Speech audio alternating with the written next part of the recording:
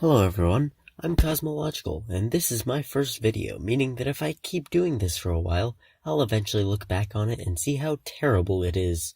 But for now, let's take a look at a video by Stand to Reason called The Story of Reality. Based on the title, I assume this is going to be a scientifically backed explanation of the origin of the universe. Or maybe it'll be a load of bullshit.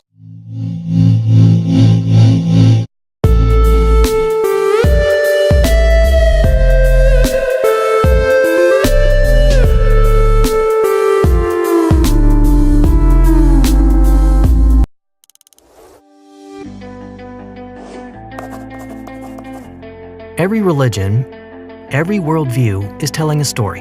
Maybe every religion, but not every worldview. There are many philosophical outlooks on life that don't tell any sort of story.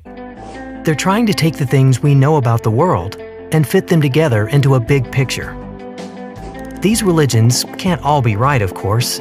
I find it strange that you included the A symbol, which I assume is for atheism, among the religions. First of all, that's the symbol for anarchism, not atheism. There is a somewhat similar symbol used by some atheists, but it is different from the anarchism symbol. Second, atheism is not a religion. Atheism is the lack of belief in a god or gods. There are even some religious atheists, like most Buddhists. But atheism isn't a worldview or a philosophy. Being an atheist literally just means you aren't a theist. And most stories religions or philosophies tell simply don't make sense of reality. The pieces of their puzzles just don't fit the real world. One story, however, stands out from all the rest. In what way? Christianity shares much or all of its creation myth with Judaism and Islam, and it shares many of its values with those religions, and it originated in the same region. To an outsider, it seems just like any other mythical story, not particularly different to ancient Greek mythology or Aboriginal Australian Dreamtime. In the Christian story, all the puzzle pieces fit together perfectly. Yeah, I guess if you pretend pieces that don't indicate the result you want are fake pieces, steal pieces from other puzzles, and make up imaginary pieces, then use duct tape to fit it all together, that might form a somewhat coherent picture if you squint and ignore all the rules of putting a puzzle together. And they fit the way the world actually is. Perfectly. I don't suppose you have any actual evidence of this. This is just another way of saying the story is true. Really true. True in the deep sense. True in the way gravity is true. Side note, the way religious people use the word true confuses me sometimes. I mean, gravity is true. Gravity is real. Gravity exists. Gravity is a property of the universe. Gravitational theory is mostly accurate. But gravity is true is just weird phrasing. That would be like if I said planets are true. I guess you can understand what I mean, but it's a weird way to say it. 5 words describe the plot of the true story of reality.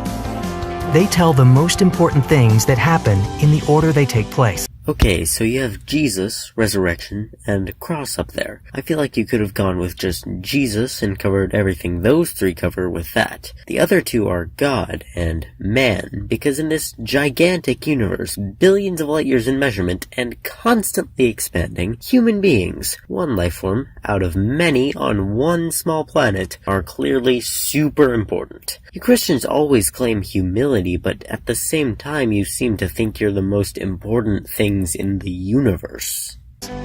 God is first in the story, since he's the main character. He's the one the story is all about, the king who rules his kingdom, the father who loves his children. The world he created was just right.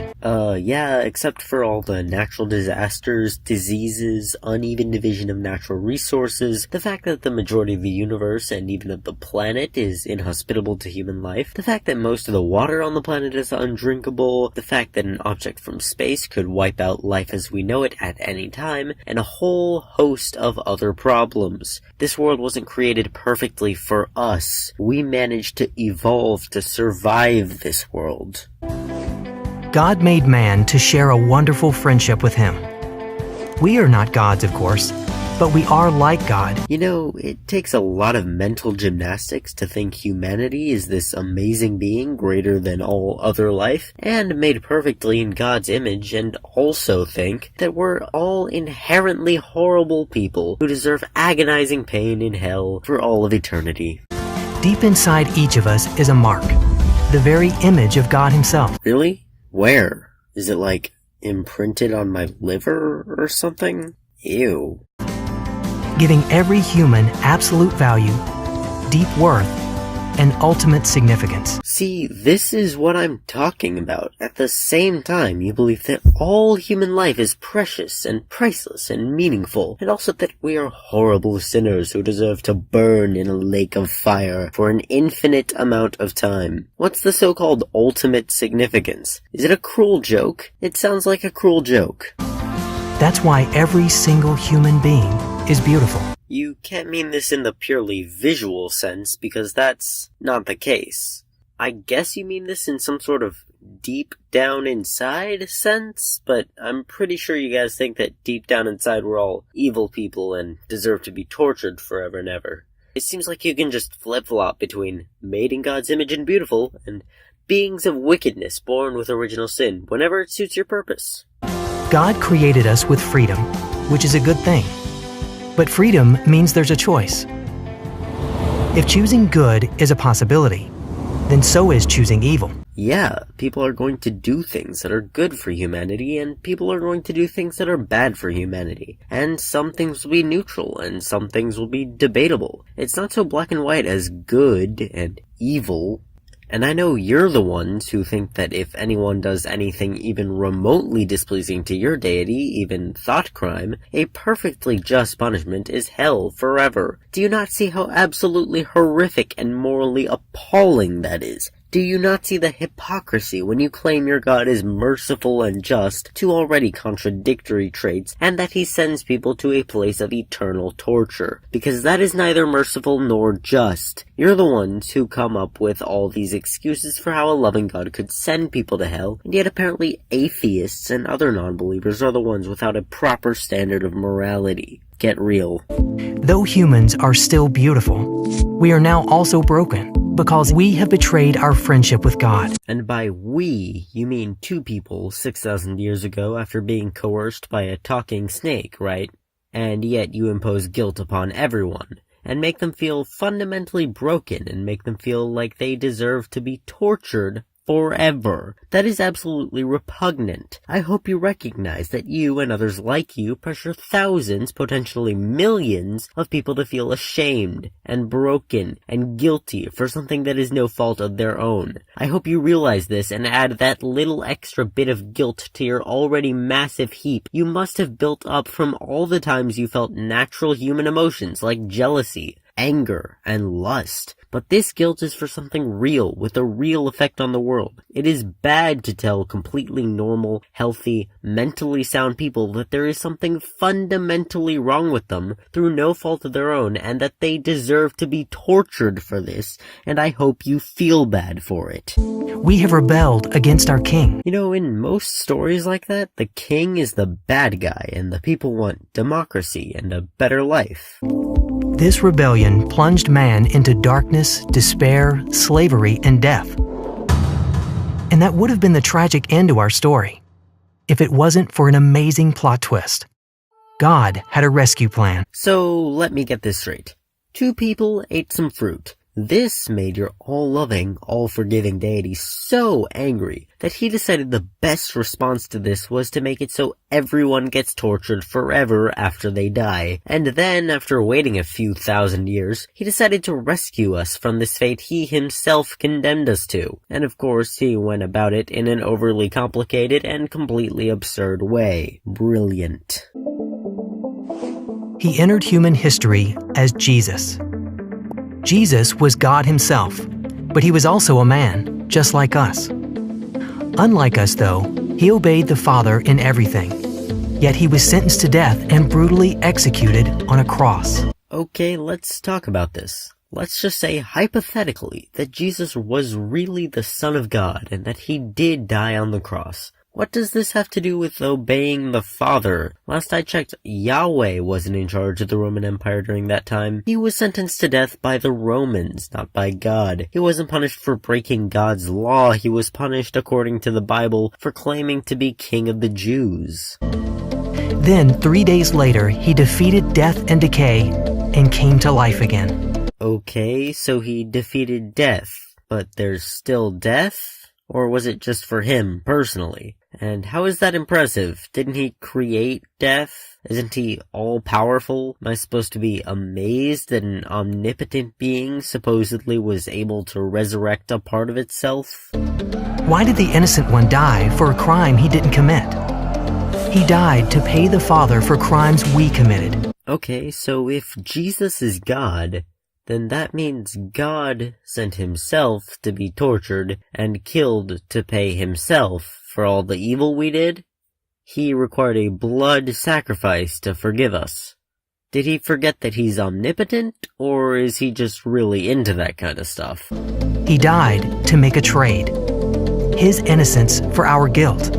His perfect life for our broken lives. The decision we make about this trade, whether we receive this gift or reject it, will determine what happens to each of us at the very end of the story, at the final resurrection. Well, if receiving it entails believing in things with no evidence to back them up, then I can't, because it just won't convince me. I would receive the gift if there was actual proof. Seeing as your God is all-loving, surely he doesn't want me or anybody else to go to hell, which he created for some reason. So all he has to do is give some proper evidence of his existence, which really shouldn't be all that hard for someone with his attributes. Those who remain in rebellion will be banished from God's presence forever, experiencing only loneliness, misery, and ruin.